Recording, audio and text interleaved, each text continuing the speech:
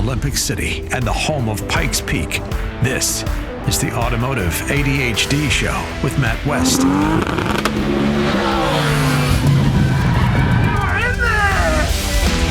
And here we are, rocking it on the Automotive ADHD Show, heard around the world as a podcast in Southern Colorado on AM 1460 and FM 101.1. The Answer. Matt West here, joining you from Sema, and I have sitting across the table with me right now Wesley Kagan, YouTuber, engineering entrepreneur. What Wesley, what is your title? Engineering entrepreneur sounds pretty good, even though I apparently cannot pronounce entrepreneur. Yeah, thank you very much for having me. I appreciate the first class tickets here to Vegas on an airplane in the penthouse in the Bellagio, which is, of course, how you treat all your guests. You know, the Patreon dollars are really well spent here. It's a guarantee anytime you appear as a guest. Yeah, 100%. Oh boy. I'm actually going to have to get other guests that now. I don't know if I can afford that.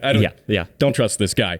But we are rocking it here from the Sema show, rocking it live, I should say, from the Vegas Strip for a very special edition of the Automotive ADHD Show. We're going to be talking to some special guests outside of Wesley Kagan. I hope to have Amir Bentatou on, the host of Motor Trend's Super Street Garage, as well as an accomplished race engineer. But before that, Wesley, you were saying yesterday that it was chilly here in Las Vegas. Is that right? Yeah. Well, those of us from the desert, as soon as it hits 70 degrees, we got to put on coats, we got to put on jackets, and I carried around a jacket entirety of yesterday, and I don't. You convinced me to as well. I convinced you to as well. I didn't wear the jacket. And what temperature was it when you left Colorado? It was about 14 degrees. Yeah. Yep. And there was snow on the ground. It was lovely in the sort of way that you don't want to go outside because you'll probably die. Maybe I should not pursue a career in meteorology. This is why you're an engineer. This is why you're an engineer. This is why. Yeah, there we go. So we've been walking around staying warm, even though it's about 70 degrees outside here in Vegas. Yeah. We've been staying warm here in the Las Vegas Convention Center for SEMA. Yesterday, we spent some time wandering around the convention center, just kind of getting a feel for things. We went through the sort of manufacturers area where they have different shop tools, different cool things that I wish I could afford, but I don't have a need for, but I still want to buy anyway. What did you see that caught your eye there? Well, this is my first time here, and I think it's yours as well. It is, and, it is. It's really, really interesting that I don't actually know what I expected, but it's a lot more of a trade show than I anticipated. You know, I see a lot of media that comes out of SEMA every year, and it's project cars, it's the cars that people built, it's everything like that. It's big lifted trucks with shiny paint jobs and not so good welds. And when I was pleasantly surprised to see that it's a lot of vendors. It's a lot of people that are into industry that kind of support the custom scene, and a lot of people in the industry that support the not so custom scene, the people who actually just own regular automotive shops, which is really good to see that, like, there's a big presence of that here. Yeah, absolutely. And I think that's one of the things that, we see that in the media. We see a lot of the project cars. We spent, probably a couple hours just walking around the vendor hall area. We didn't even really see any project cars. We were looking at cool tools, alignment racks, Harbor Freight, by the way, who's not a sponsor of this show, but should be a sponsor of this show. They had a massive booth, and they had 24-karat gold icon ratchets. Yeah, which is exactly what I need in my toolbox. I think that would be just perfect. Well, no, there's like an entire football field worth of tires here. If you want to know everything about tires, there's plenty of information here regarding tires, and tires that I've never even heard of before. Which is, it's great to see. Absolutely. And so it's a really cool presence out here, really cool stuff, everything from the automotive enthusiast to the automotive business owner. And I was kind of surprised to see that too. Now, obviously with automotive business owners, that's a lot of what SEMA does. And SEMA, specifically, a lot of people just know it for the show, but SEMA is a huge organization that does advocate for automotive business owners. They advocate politically. They provide resources. They do a lot of stuff. I talked about last week on the show how they're advocating for the CARS Act, which protects consumer rights to purchase vehicles, be them electric, be it gas, be it hybrid, whatever. So Sema does some really cool stuff, and every year they put on this show, which, again, is what people see, especially if you're just browsing through social media, you're going to see a lot of the builds that are here. Now, we checked out very briefly the automotive side of the show. Yeah. And, well, the show car side, I should say. It's all automotive, right? It's not like they're selling boats here. It's cars usually. I got what you were saying. Yeah, and we checked that out for just a brief moment, and we need to go back through there. We're going to spend some time kind of walking through that, checking out some of the cars, and really seeing what catches our eyes. And we stopped by the Toyota GR Racing booth there. I looked at a Supra that I really can't afford. But need to have anyways. But need to have anyway, which I think exemplifies this show, because you can kind of walking around here looking at all these great items that I can't afford, but probably need for some reason or another, and I just haven't figured that out yet. There's a Haas CNC 5-axis mill over there that, would look great in my warehouse. The problem is it's about 3 Corollas. I think I just need that sitting in my shop. If they would let me, I can sneak it out the back door, but I don't think they would let me. I think you'd have I think security would talk to you for a few minutes at least. Put a funny hat on it, maybe. Yeah, it was Halloween too. We were walking through on Halloween as well, and that was fascinating because somehow he got me to Vegas on Halloween. I have no idea how that happened. I don't even know either. And we know what they say about Vegas. Obviously, what happens here stays here, I suppose. Yeah, and don't drive here. Don't That's drive just here. What I say here. Yeah. I flew, so really embodying my credentials as an automotive talk show host. I flew here. Yeah. The Aeromotive ADHD show, obviously. Now, before we get on to some of the other things here, before we talk about some of the guests coming up here later in the show, tell me a little bit about what's going on, a little bit of an update with what you're doing. So my listeners, longtime listeners, know you from your YouTube channel. Yep. You've got over 200,000 subscribers. You do a lot of engineering projects on there. You're one of the only people I know who owns a Markforged Metal X2 metal 3D printer. Yeah. What's happening in your world? So I don't have over 200,000 subscribers, but I like the enthusiasm. I really enjoy that. Well, this is just anticipating the release. Exactly. It will be 200,000 by the time. So you're going to have to hold this for a little bit until... It's really high, though. You've got quite a few number of subscribers, though. Yeah. No, it's around 200,000. And... so I'm still working on a race car that I need to finish that has a V12 that has a brand new set of individual throttle bodies. Holy cow. Individual throttle bodies that I designed and built for it that got a kind of version 2. So that's the main project right now. I have a 1961 Cadillac convertible that is currently not running or driving or really much of a car at this moment, but it's getting there. It sort of looks like a Cadillac at the moment. It's a start, Yeah, it's a start. And those are the two main projects right now. It's getting the race car finished up and getting the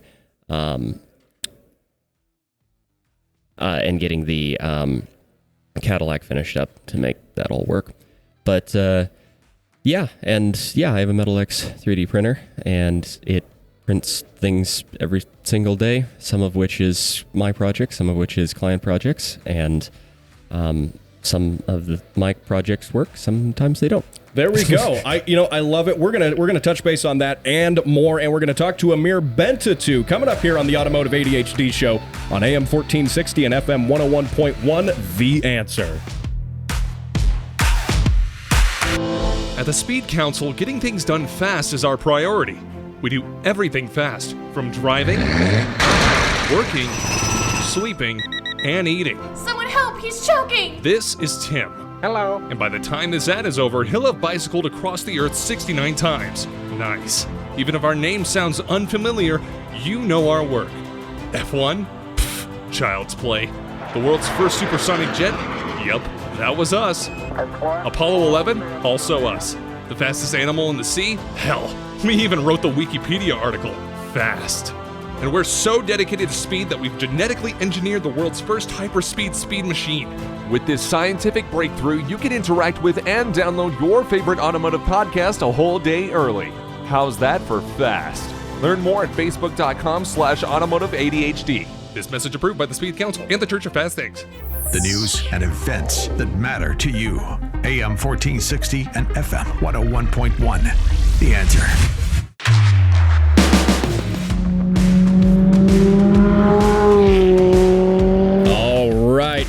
My next guest had a hand in making those car sounds on Pikes Peak, and his name is Amir Bentatou, and listeners of my show may recognize him. He's a race engineer, time attack driver, devoted Honda fanatic, and co-host of Motor Trend's new show, Super Street Garage, rather. There we go. Amir Bentatou, welcome back to Automotive ADHD. It's an absolute pleasure to be here. Really glad to have you here, and really glad you made it out here. And aside from launching Super Street, what have you been up to since I last talked to you at Pikes Peak? Oh man, lots of race engineering and lots of filming for Super Street Garage. Okay. And unfortunately, not much more than that. I've been on probably 60 flights this year. Wow. And finally on my off season. So there you go. Yesterday was my last day of SEMA, and unfortunately I couldn't make the time frame that I tried to make with you guys, so I stayed an extra day just so I could be here with you. That is amazing. We really appreciate you doing that. I can't give you enough keychains to make that worth the extra time, but thank you for doing that. No, the pleasure's all mine, man. I love what you do. Oh, thank you. And really love what you're doing with Super Street Garage as well. I think there's some really cool stuff going on here. And so, you know, and it's one of those things. So tell me a little bit. So my listeners have probably seen the show. They've probably seen it. But if they haven't, tell me a little bit about the history real quick of Super Street. It started as a magazine and now it's a TV show. Exactly. So Super Street was one of the premier magazines for the import tuner scene. John Nads Naderi was one of the editors-in-chief from the very beginning, and he is my co-host on the show, and it is essentially the magazine that I guess embraces and embodies the import tuner scene, and it's such an honor to be a part of that and to be able to share, you know, like my tuning style, and I guess you could say like what I can bring to the scene and represent Super Street, because for me Super Street was a very like influential, you know, part of my life in the sense of like for a lot of the guys that were part of this industry, it was the biggest magazine and like really paved the way for a lot of what we do. And then, you know, Super Street held the first time attack ever in North America. Wow. Which Nads brought to the US. Really? So, yeah. Wow. So lots there. Okay, so there's some really deep connection there with the tuner scene and how that works. Now, how did you get in front of the camera there too? Oh man, it's funny. I just got an email and they're like, would you consider being a host on a TV show? And for me, I'd never really aspired to be on TV or a personality or anything like that. And, but it was a cool opportunity and they couldn't tell me what exactly it was. They were just like, it involves JDM cars, and I had to go through a process, and I bombed my first, what they call a chem test, which is where they have like multiple hosts together. Absolutely bombed it because I'd been up for like 40 hours, much like right now. He's running on nose. He's been awake since 9 a.m. yesterday. Yeah. He's really, I don't know if we've got like a Red Bull sponsorship here that can bring you some drinks here, but oh man. Yeah. So I went to my first chem test. I hadn't slept. I didn't look at the script or anything. And Nads rewrites his script because like, oh, these are more my words, and threw me completely off. And like I'm normally not too bad on camera, or in the sense of I don't get shy in front of it.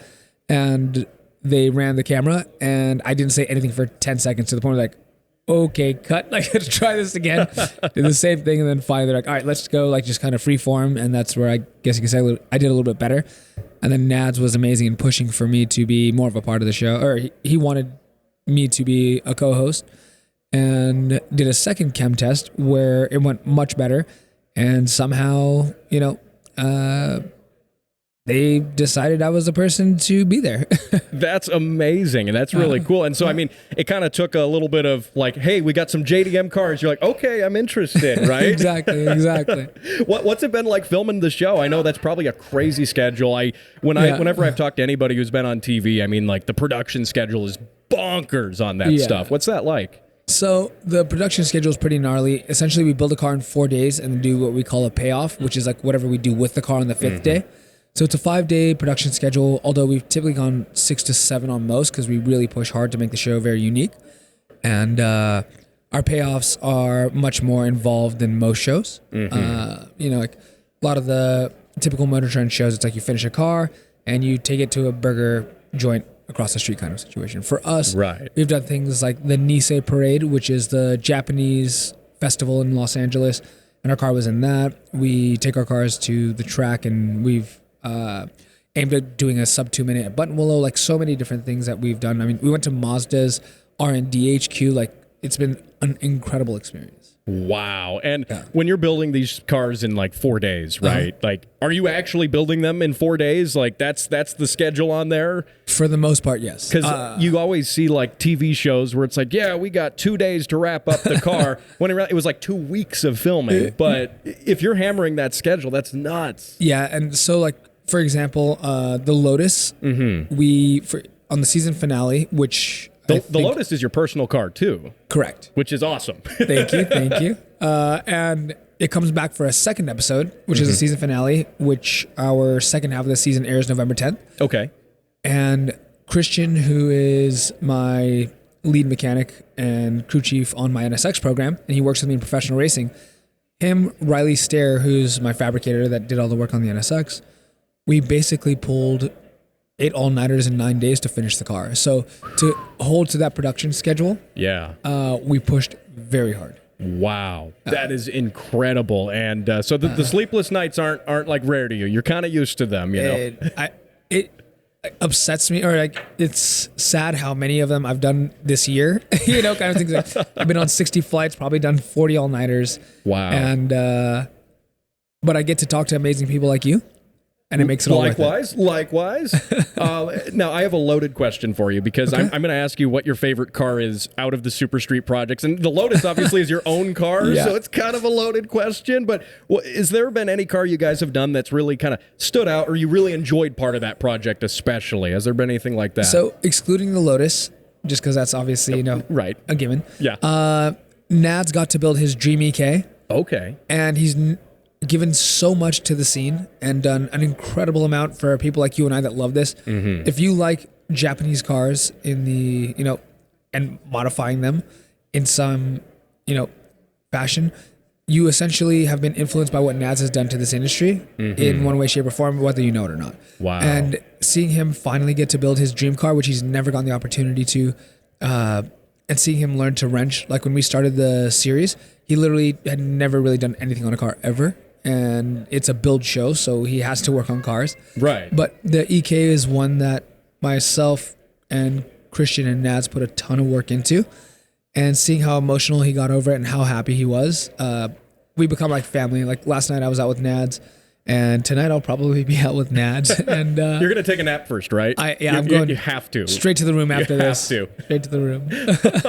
It's those kind of bonds and those kind of connections, I think, that really keep bringing us back to cars, and the culture around it. Like being here at Sema, I mean, there's 150,000 people walking through these halls who all have some spark, some passion for cars, and I want to kind of ask you as well, like.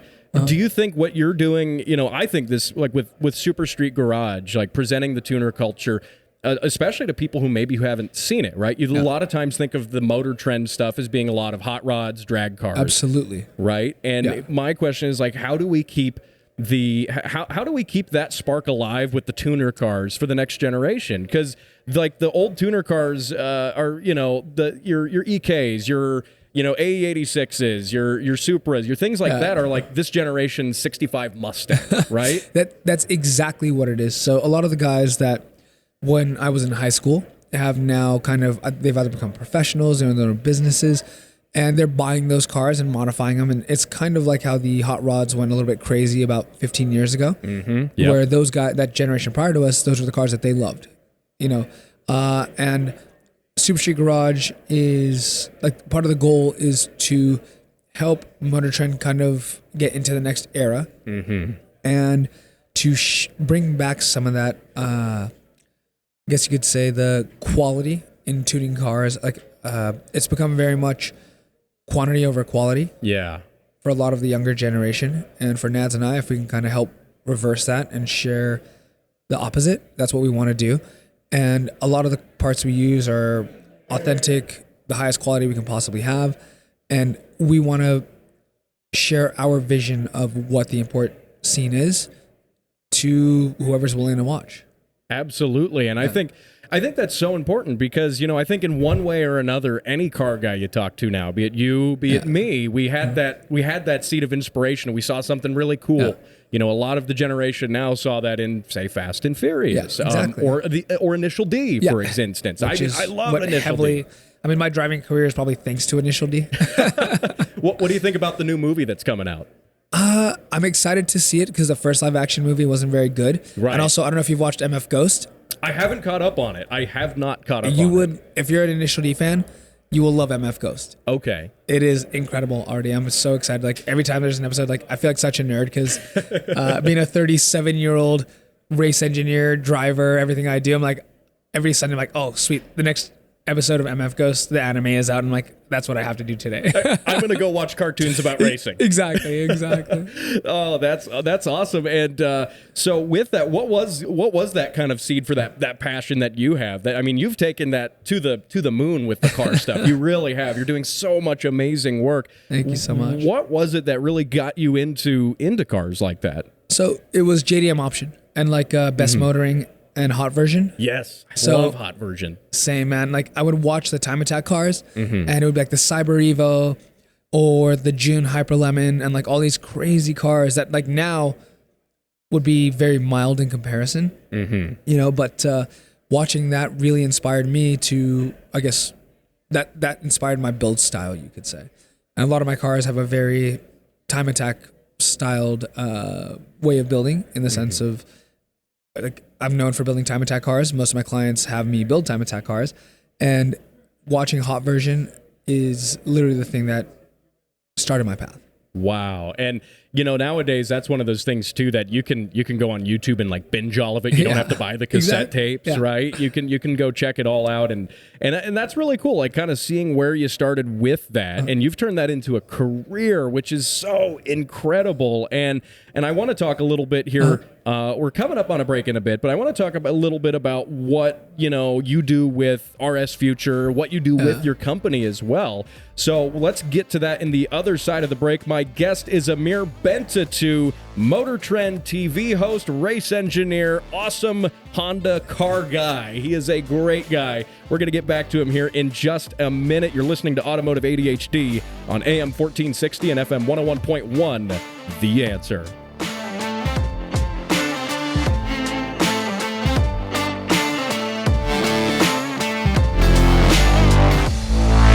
Ladies and gentlemen, the Speed Council proudly presents Automotive ADHD, now on video. For better or for worse, subscribe to Automotive ADHD, now playing on YouTube and Rumble. Colorado Springs' #1 car show by default. This is Automotive ADHD.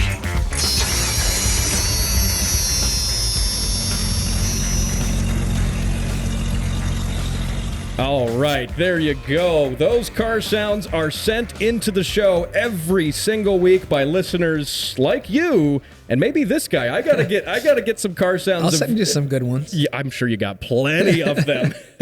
If you're just joining us, I am sitting here with Amir Bentatou from RS Future. He is also a TV show host on Motor Trend and a devout Honda guy. Is that a fair intro there? That is as fair as it gets.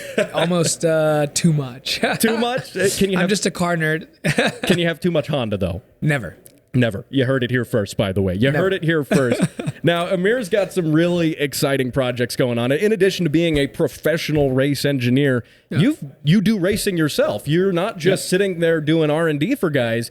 You're on the track. So I think you have a really cool idea of working both sides of that. Yeah. Tell me a little bit about your company, RS Future, and what you do. Yeah, so RS Future is my business. We make aerodynamic components, wings, splitters, various accessories that are all out of carbon fiber. It's all ISO 9001 aerospace grade, components. And it's essentially the stuff that I put on my car that people saw and they're like, can you make me one? And eventually turned it into a business. And then we also build, we have a branch of the business called RS Future Special Projects where we build high-level race cars. We're not like most shops in the sense of, you won't bring your car to us to do brakes or install coilovers. It's typically a ground-up build. Okay. Like we're working on a couple of very fast time attack cars that are going to be built, and they're like essentially year-long projects. Wow. And are we talking like full chassis up, like build the chassis and everything on that? Completely stripped to finished race car. Wow. That is incredible. What sort of work does that take? Like, that expertise, like how do you have a lot of people who are, working with you to build that, or is it kind of a small team? It's me and one guy. Well, it's a small team there. Yeah. It's very small. And a lot of the people that bring their car to me, they bring it because they want essentially me to work on it. Okay. And the guys that work on the car are part of my race team as well. So it's a very small, our shop is large, we have a lot of cars, but the team that builds the cars is very small. Wow. So it'll be like me and one primary mechanic, and then if we have, let's say something specialized, we need to do wiring, and I'm not going to do it myself, I'll give it to like Rywire, who I just saw on my way, to see you, and like cage work and chassis work. All fabrication goes to Riley Stair from RS Motorsport. So we essentially facilitate the build in the sense of we'll do a lot of the build, but anything that's specialized, we work very closely with guys like Riley and Ryan. Okay. Wow, that is cool. And so when you're building these cars, you're pulling from your knowledge base, your background, your experience as well as a driver. I think you probably, I don't know what your competition is like, but I think a lot of guys who build cars don't drive cars too. Yeah, I would say like I have a very unique set of skills in the sense of I can drive, and we've won multiple championships. We won 3 Global Time Attack Street Class championships in a row. Wow. And I also can build cars, and I'm also a professional race engineer. So I kind of am a jack of all trades. I wouldn't say I'm the best or incredible at either of those, but have a well-rounded skill set. Fantastic. And now let's talk a little bit too about your car, well, one of your cars, the Time Attack NSX. So it's you don't have the stock engine in it. Not much of the car is really stock. Give me a little bit of a rundown on that car. So it's an unlimited class Time Attack car that we converted from street class to unlimited over the last year. Okay. It weighs right around 2,000 pounds. With the last turbo, I made 730 at the wheels. We have a new turbo that should make right around 900. It's essentially as far as you can push a global Time Attack unlimited class car per their rule set. Okay. So like we cut off the rear of the car, made a tube structure to support the wing and everything else. The car runs like a 355 rear tire, 295 front, carbon. I mean, essentially the only part on the car that isn't composite is the roof. Okay. And it's actually here at Sema. We just debuted a new livery, and then we were giving away a couple hundred banners yesterday with Max Boost. And Dennis Kako, who's the designer of, or the artist for Max Boost and Autocannon. Mm-hmm. So it's a pretty intense car. Lots of Japanese parts that are very authentic. It's a Midnight Purple 2, which is an R34 GTR color. I'm very particular about the aesthetics of my car, so it looks as fast as it goes. That is awesome, and that's you're running. So you have a K series engine in that too. Correct. Yeah. So now, what? And a lot of people are like, a K in a NSX. Yeah, whoa! What happened to the C series? Right? What was the idea behind that? So when we decided to build the car, I looked at all of the options. The first, obviously, being to build the C series.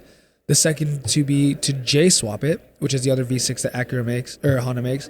That's a lot more affordable. And then the third was to put in a K series.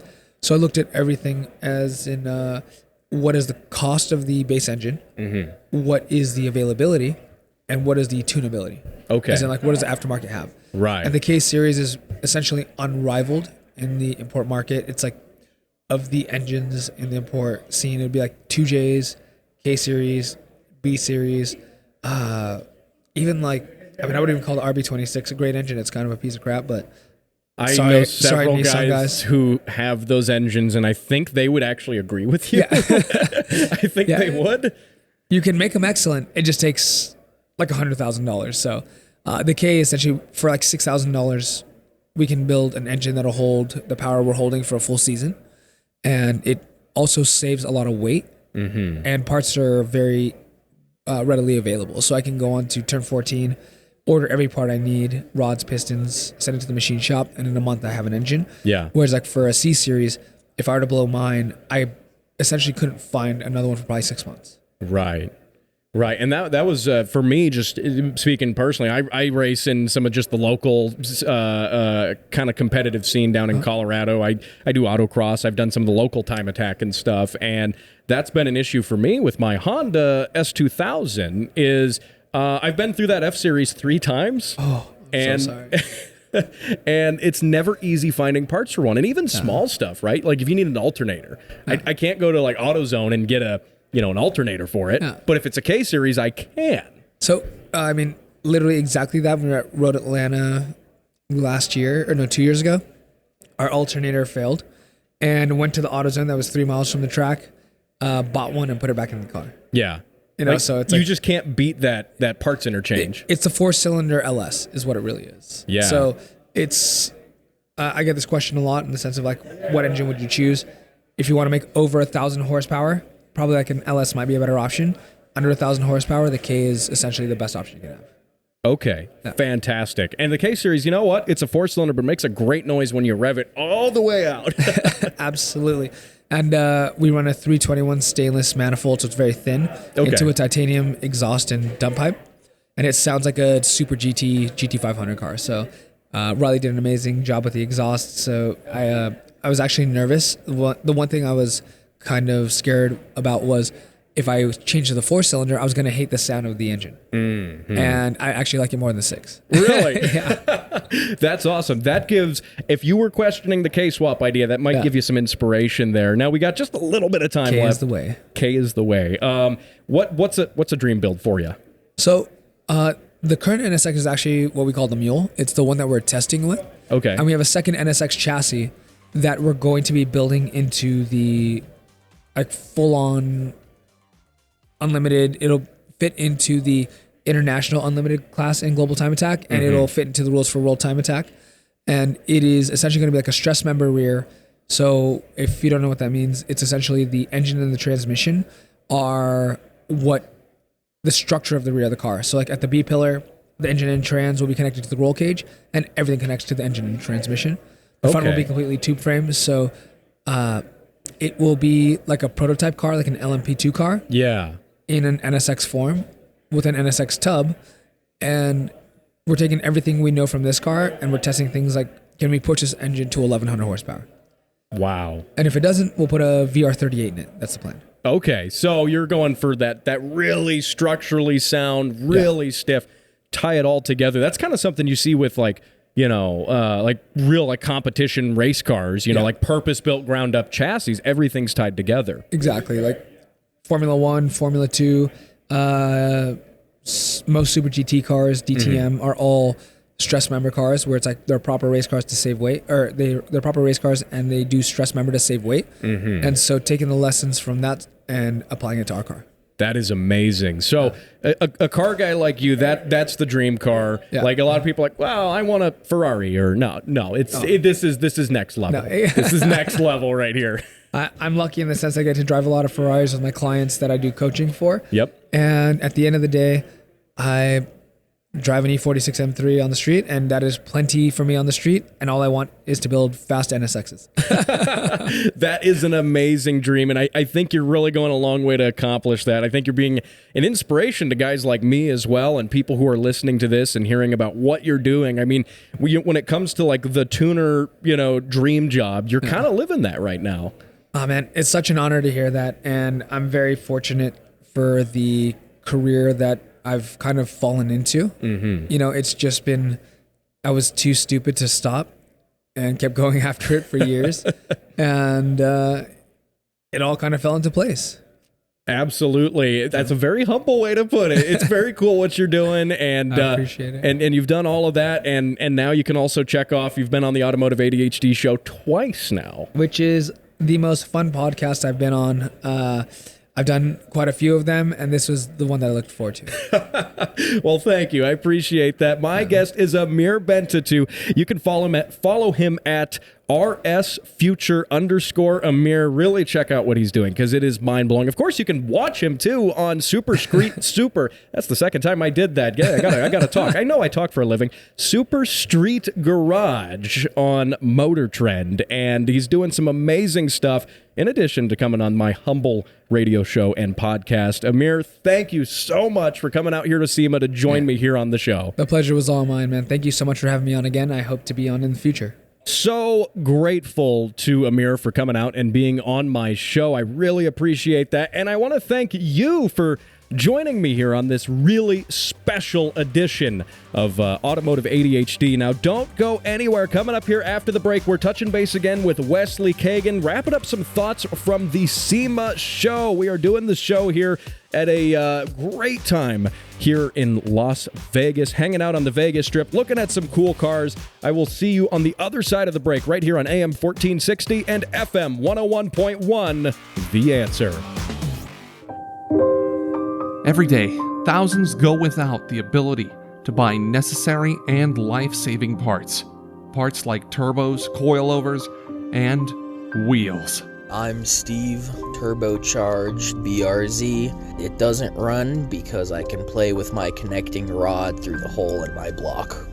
Project cars sit unfinished, waiting for parts, collecting dust. My name is Todd, and I bought a rotary. It's okay, bro. We'll swap it. But no more. You, yes you, can make a difference. More information is available on the Automotive ADHD Facebook page, facebook.com/Automotive ADHD. This is The Answer, online at am1460theanswer.com.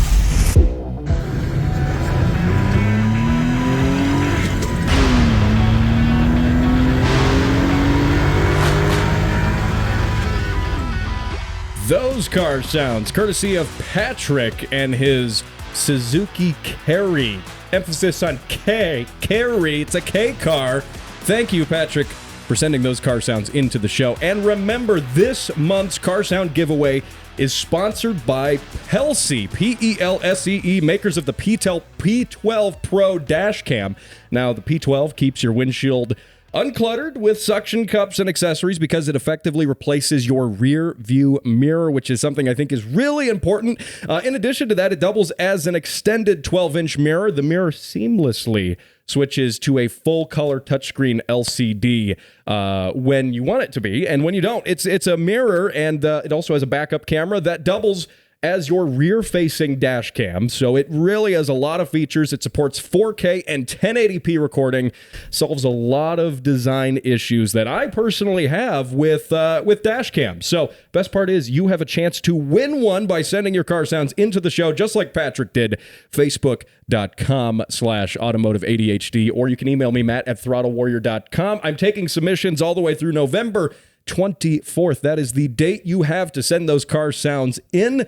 And the great thing is you get to hear them here on the show, and I get to subject my guests to them as well, just like my guest joining me in this segment. You heard him at the top of the show, Wesley Kagan, YouTuber, engineering entrepreneur, I will say. Sure, that sounds pretty good. Will you take that? I'm kind of changing your job title every time I have you on. So I do that exact same thing. I'm also known for stealthily taking off my SEMA badge while you're doing an ad read. I'm sure it looked great on camera. How you got that off with the headphones too? That was skillful. It's pretty impressive. It's worth going to your YouTube channel and checking out that video and probably hitting that subscribe button as well. You can tell this man's a YouTuber, by the way. You can tell. You can tell. Yep. Exactly. Nearing 200,000 subscribers. There we go. Nearing. Plus or minus. Yeah. Plus or minus a few. So I'll take it from him. Now speaking of that SEMA badge, of course you had yours had the SEMA member tag on it like mine, but you got a gold stripe on yours. I got a gold stripe. I do not know what the gold stripe means, but it obviously means I'm more important than everybody else. That's exactly what that means. That's exactly what it means. So we've been walking around SEMA. We've spent we spent a great deal of time walking around SEMA. Yep. We saw lots of different things. We talked to some great interesting people. We talked to Eric from Banks Power. Yep. So that's great. I look forward to inviting him on the show as well in the future. And he's a fan of yours. Yeah, he actually pulled me out of the crowd, which was, it's always, it's really great that I'm exist in a realm that I can do dumb things on the internet and get paid for it. But I am still very unprepared for people being like, "Hey, I know you," and I'm like, okay. Well, you see, at least for me in radio, that doesn't happen, right? Sure, yeah, they don't get to see you until that voice comes out, and then everybody's like, "Hey, I've heard you on the radio." Yeah, it's that dude who won't shut up. No, but we've been going around and checking out lots of different vendor booths. Was there anything that caught your eye in now that we've actually been around and had some time to go through the show? Well, it is funny because I am definitely getting my steps in this week. I've 20,000 steps in just yesterday, although I did walk around in a lot of corners. So ultimately, I mean, I think one of the big takeaways from this, and I think I talked about this a little bit at the top of the show, is how many vendors are here and how the builds that are here, how absolutely flawless some of them are. Like, there is some time and some effort put into, I'm Gucci Motors over there on the Toyo Tires tent. Just the amount of time, the amount of care, and the amount of effort that goes into doing those builds is phenomenal. I can't speak highly enough of some of these projects. So, that's what I really like to see, because I think a lot of the media surrounding SEMA sometimes is that, oh, look at these drive shafts that aren't connected. Oh, look at these welds over here, right, and stuff like that. And there is truly some very, very quality pieces that come out of this show, and it's very impressive to look at. It is, and one of those that I thought, speaking of Eric with Manx Power, the truck that they built with the supercharged diesel in it is incredibly well done. That's one of those builds that he even said, we just got plates for it, and we're going to drive it around. Like, it's a running and driving build, and they put, when you look at the way it's built, you can tell the passion that went into it. This wasn't truly a work of art. It really, really is. Yeah, it is. And the engineering that went into it as well. And that's kind of where your expertise kind of plays into that, is that engineering side of it. Well, in talking with him, like the amount of hours that goes into, and I think that a lot of people don't see the design side of it when you actually go through and put it all together in SolidWorks, and the effort that goes into dealing with large assemblies and just putting all of this stuff together in the design stage, let alone on the manufacturing side, is like whether engineering is an art form or not, like it takes so much to make all of this come together on a project management side, on a design side, on an actual does it work, and the amount of prototypes that go into actually putting all this together. It's wildly impressive, and that's a great example of a project that just looks flawless. Absolutely, it really does. And there are several other projects very similar to that too. Now, we also spent some time walking through the Apex show, which is kind of happening in tandem with the SEMA show. And it's on the badge as well. I'm unclear on how they're connected. I probably could have looked that up before I talked live on the air about it. But the fact is they are connected. And what was interesting when we went through there is seeing the industry, a lot of the suppliers, the back end of the stuff that you see. Like when you go to AutoZone, when you go to O'Reilly's Auto Parts and you buy, XYZ part off the shelf, like a hub or something like that. There are manufacturers who make those and supply those, and they were all there. Yeah. Like I said, if you ever want to complain about an injector or like a belt broke prematurely or something like that, you can go to the vendor that probably supplied that part that is sitting in a tent there and yell at them about that, which I'm not encouraging you to do. Sometimes that happens, but the poor sales rep there. Yeah, it's not the engineer. I think that's the dividing line there. Yeah, but it was eye-opening to me to see on the distribution side, on the actual manufacturing side, and not to say it was completely imported. There were American manufacturers there. ProReal, the hose reel company, is there, and a prominent tent. And there's also Bosch fuel injectors. We saw Bosch there, and Interstate Batteries, and like companies that it's not just all import stuff. And I actually have no idea if either of those companies, I know Bosch is an import company, but anyways, like it's good to see that it's good to see that there's plenty of stuff there, and it's interesting to see that side of it, I guess, ultimately. Well, it is, because it's a side of it that as consumers, at least, we don't get to see. And I don't think about it that much, although I think I will moving forward, that there is manufacturing there, and all of the little components that you buy on Amazon, all of the little components that you buy on eBay, there's an entire series of distribution that happens there that's kind of interesting to see. It's kind of like the amount of thought that goes into making a lamp, for example, like the literal team of engineers and the hundreds of people that go into designing a lamp that you and I don't really think about. We just flip the switch and turn on the lamp. Like there's that entire side of the hundreds of people that get your cheap Amazon replacement tail light from overseas to here, Yeah.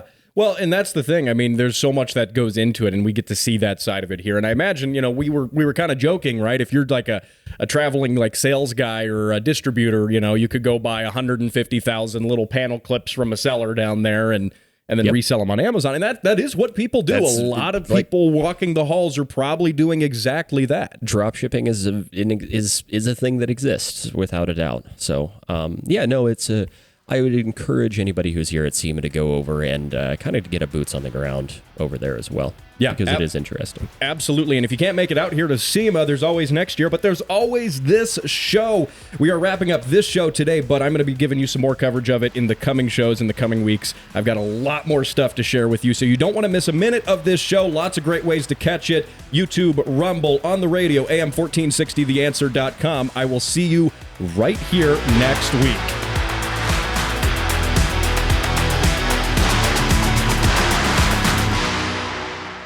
If you're talking about it, we're talking about it. AM 1460 and FM 101.1. The Answer.